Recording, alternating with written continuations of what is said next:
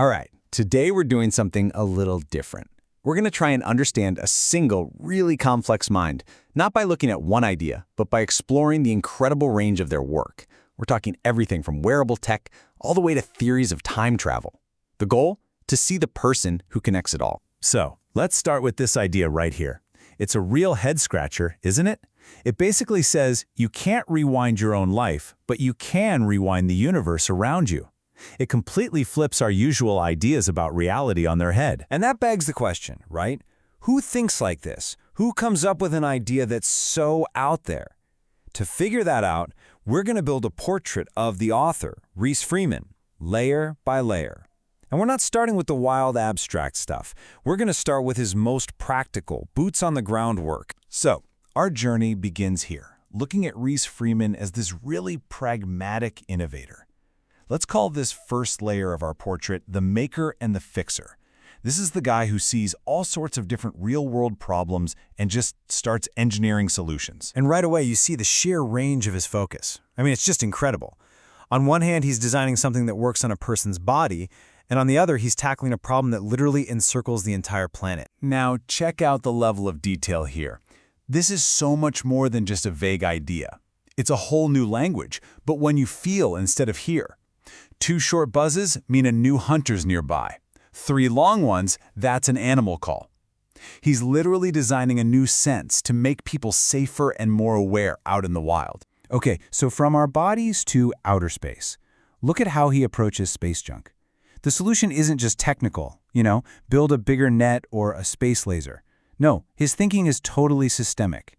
He's talking about a global partnership, getting space agencies and private companies like SpaceX to all work together on this huge problem. And his problem solving isn't just about high-tech gadgets or space missions. It comes right down to the social fabric of his own community.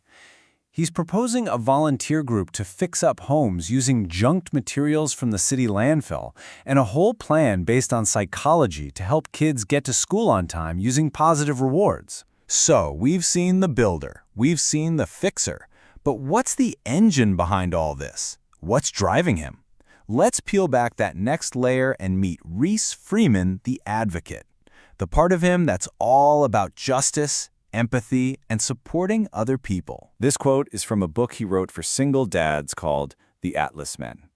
And it just shows this deep empathy for the kind of psychological weight people carry around.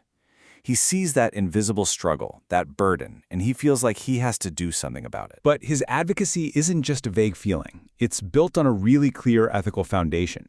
He uses this verse from the book of Micah, to act justly, love mercy, and walk humbly, as the core principle for a mediation program he designed for rehabilitation. He also zooms out to look at bigger societal issues. In one of his papers, he analyzes what he sees as a generational shift, a decline in values like honor and loyalty. And he's not just guessing. He's backing it up with research from places like Pew Research, AARP, and other academic studies. Okay, now we're going to pivot. We've seen the hands-on maker and the passionate advocate. Now we peel back that final layer to explore the really big, abstract landscape of his mind.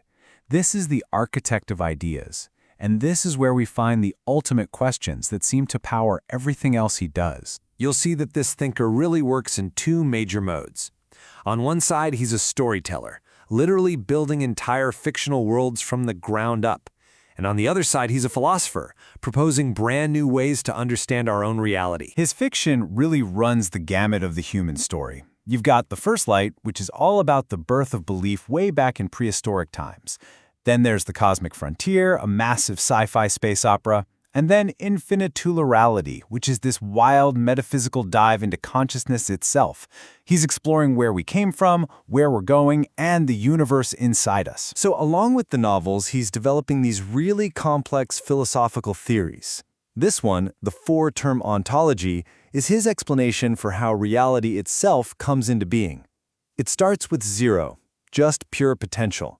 That splits into duality, or contrast. Then observation brings awareness into the picture, which finally allows for choice, or what we'd call free will. It's basically a roadmap from nothingness to conscious beings. And this brings us all the way back to that wild idea from the beginning. His lonely universe theory is his unique solution to time travel. To get around all the classic paradoxes, he says that when you go back in time, you actually splinter off into a new parallel timeline. The universe is rewound, but you aren't. You arrive as an outsider, all alone in this new reality. Now, what's really important here is that even though his ideas are pretty radical, he's not just pulling them out of thin air. He carefully connects his theories back to established physics, showing how his work builds on the ideas of giants like Einstein, Hugh Everett, and Kip Thorne. He's standing on their shoulders to see something new. So, we've seen the maker, the advocate, and the architect. In this last section, let's bring all those pieces together. We're going to look at the personal cost of this kind of worldview and finally complete our portrait of the person behind it all. In a really personal piece of writing, he talks about the price you pay for living by these kinds of principles.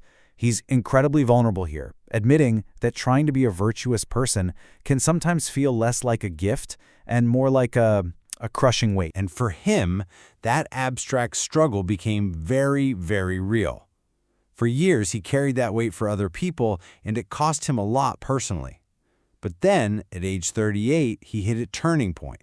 He made the conscious choice to put his own needs first, a decision he says he still wrestles with. So when you finally step back and look at everything, the haptic suits, the community plans, the sci-fi epics, the metaphysics, you realize they're not just random hobbies.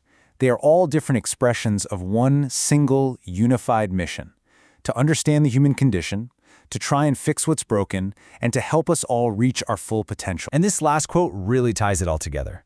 He's saying the point isn't to erase the past. It's to look at a new becoming, a new reality, but through the eyes of the person you've become. It's about using your wisdom to see the world and all its possibilities in a completely new light. A pretty profound thought to leave us on. What do you all think about that?